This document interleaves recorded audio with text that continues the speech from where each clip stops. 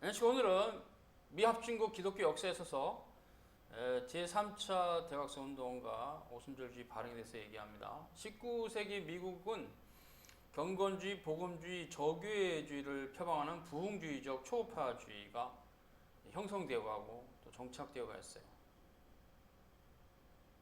그래서 경건주의적 복음주의다 이렇게 말할 수 있는데,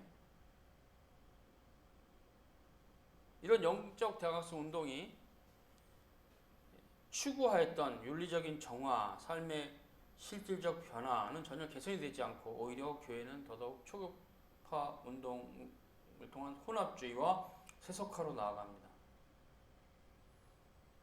사회적으로는 이런 영적 대각선 운동은 미국 정신을 더욱 확고하게 결속시키는 계기가 됩니다. 미국이라는 나라가 정치와 종교가 분리된 형태로 시작했으나 실질적으로는 전혀 서로 영향을 주고받지 않은 게 아니라 영향을 주고받았어요.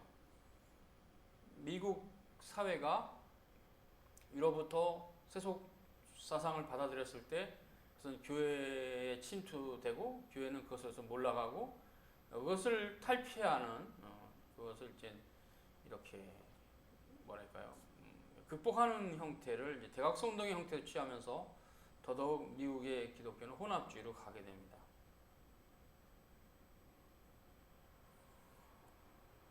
19세기에 이제 이르면 D.L. 무디라는 분이 제3차 영적 대각선 운동을 이끄시는데, 이분은 결국은 그 정규적인 신학을 공부하지 않은 형태로서 이 운동에 뛰어드는 그런 최초의 인물입니다.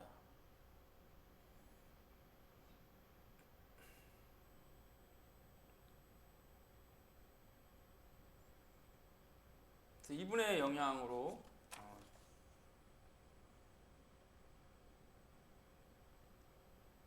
영적 대각선 운동의 형태가 또 독특하게 가죠. D.L. 무디는 매사추세츠 출신이고 한때 유니테리언 교회에 연결되어 있었던 사람입니다. 그는 어린 시절이 매우 가난했고 17살에 보스턴에 있는 삼촌가게 점원으로 근무했어요. 신발가게. 그리고 삼촌의 요구로 마운튼 버넌의 해중교회에 출석을 합니다.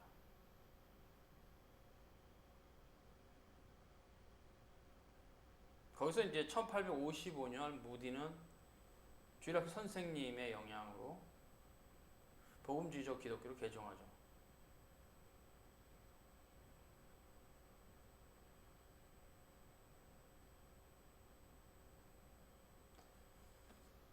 미국이 그 어간에 남북전쟁이 있게 되고 그때 어간에 이제 여러 가지 사건들이 있게 됩니다. 1871년에는 국제주일학교협의회가 인디아나폴리스에서 열리고 복음순가 가서 생키를 만나죠. 생키. 무디와 생키에서 중요한 인물이죠. 3차 대각선 운동에 의기투합에서 함께 부흥 집회를 다녔고 무디 학교도 세웁니다.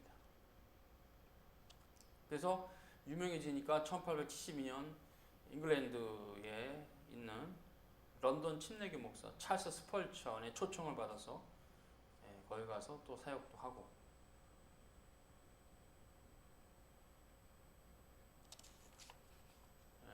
그런 형태. 그래서 교회 음악이 거리로 나가는, 기타를 치면서 거리로 나가는 이런 형태가 무디와 생키의 부흥 운동에 있었어요. 근데 이것은 이제 후대의 오순절주의에 영향을 줘요. 오순절주의가 일어나는데 영향을 줘서 미국 기독교의 근본적인 몰락을 자초합니다. 3차 대각선 운동은 종교 행동주의였으며 경건주의적인 개신교 초급화주의입니다.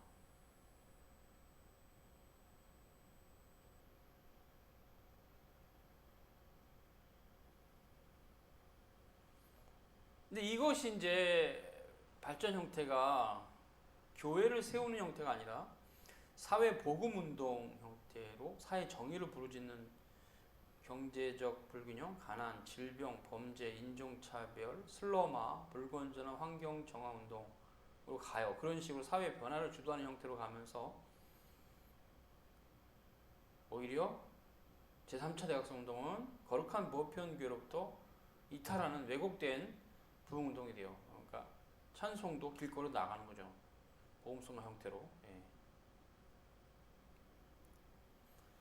무디와 생키는 함께 협력해서 여러 순회 전도 집회를 돌면서 복음송가를 불렀고, 이것은 후대에 이제 찬송가에 들어오기도 합니다.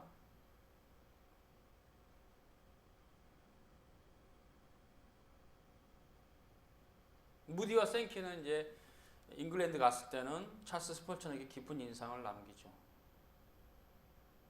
그래서 이 운동 이후에는 미국 기독교에 있어서 교리는 의미가 없게 됩니다. 전통적인 의미의 기독교가 아니고 신앙 체험 운동 형태의 종교가 돼요. 거룩한 보편교회는 물러가고 오히려 기독교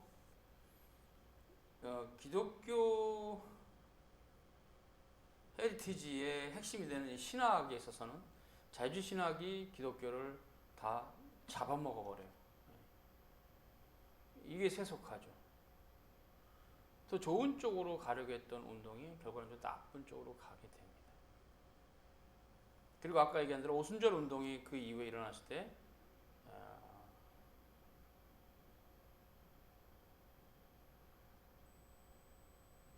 그 운동의 위험한 특징은 삼일체론에 대해서 전적으로 무지하고 기독론적인 교리를 가지고 은사주의적인 부흥운동에 매진했다는 것입니다.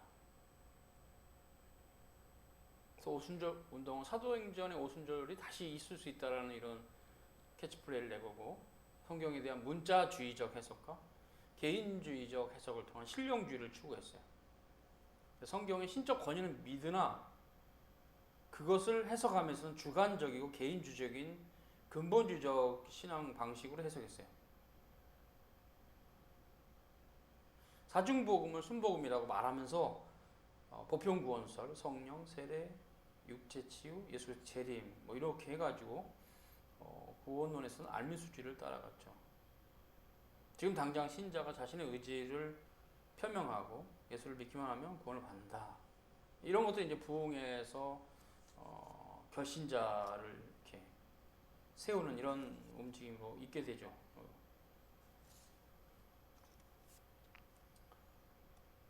오순절 운동은 철저하게 은사주의 운동이기 때문에 신령 은사를 무척 갈구했고 은사를 받도록 다그치기도 했어요. 방언과 예언과 치유 사역을 추구했고 이런 형태는 심각하게 교회 몰락의 원인이 됐어요. 그래서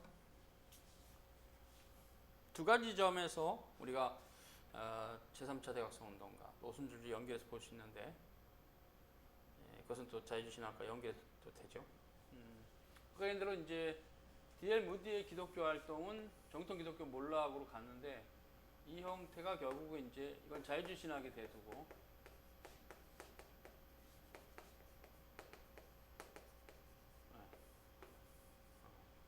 그리고 또 하나는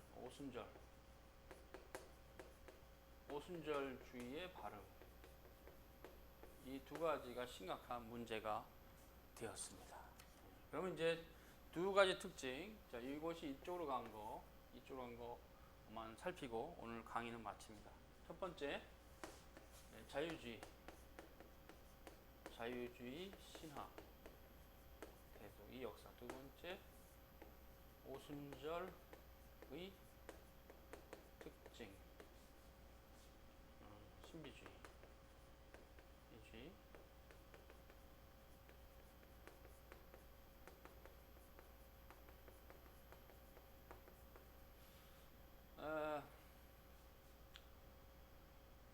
그 전서부터 그런 형태의 발전이 있었으나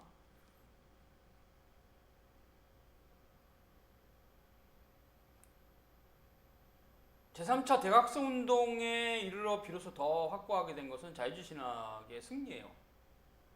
미국 기독교에 있어서.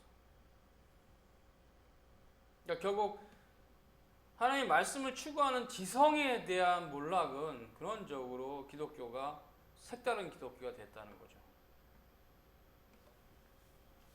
이것이 이제 자유주의 신학의 심각한 문제입니다. 오순절주의의 또 문제는 뭐냐면 제3차 대각수 운동보다 더 극단적으로 가면서 그 형태가 아메리칸 영성과 결합되어 있다는 겁니다. 즉 그것은 더욱 극심한 세속화입니다. 아메리카의 그 이교적인 영성과 기독교를 결합시켜서 굉장히 극단적으로 가면 미신적인 기독교로 갈 만한 요소가 오순절에 있었어요. 그러니까 성경은 자기들이 원하는 본문을 뽑아서 자기들 방식으로 해석하는 상당히 주관주의적이고 개인적이며 자기 체험을 성경에서 집어넣어버린 형태로 교리학이 의미가 없는 그런 형태의 종교가 되었죠. 그러니까 하나님의 말씀을 거부하면 마귀가 역사해서 하나님의 말씀 다 가져가고 교회는 하나님의 말씀 하나도 안 남고 종교 행위만 남는 교회가 될 수 있어요. 그것이 미국 기독교 역사가 보여줬습니다.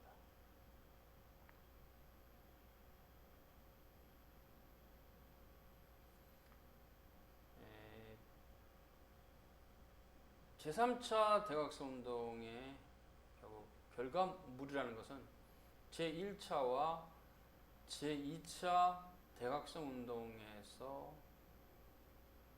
얻었던 부산물, 부정적인 요소에 대한 더 활성화, 확고하게 된 것 외에는 없습니다. 그러니까 그 맥락이 1차와 2차가 같이 가죠. 근데 오히려 더 불건전한 형태로 가게 됩니다. 1차보다 2차가 더 불건전한 기독교 형태를 띄우고 3차가 더하고 오순절까지 가면 이제 그때는 굉장히 위험한 세속화의 길, 색다른 기독교로 가게 되는 위험성을 낳게 됐어요. 그것이 이제 3차 대각성 운동의 심각한 문제죠. 신학적으로 아까 얘기한 대로 자유주의 신학이 오히려 더 활개를 칠 수 있는 자리를 마련했어요. 흔히 쓰는 말로 눈 가리고 아웅이죠. 이 신앙은 눈 가리고 아웅이에요. 눈 가리고 아웅하면 지죠. 싸움에서. 그래서 우리가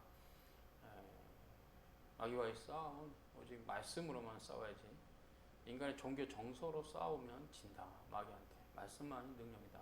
이것을 미국 기독교 역사에서 알 수가 있습니다. 수고하셨습니다.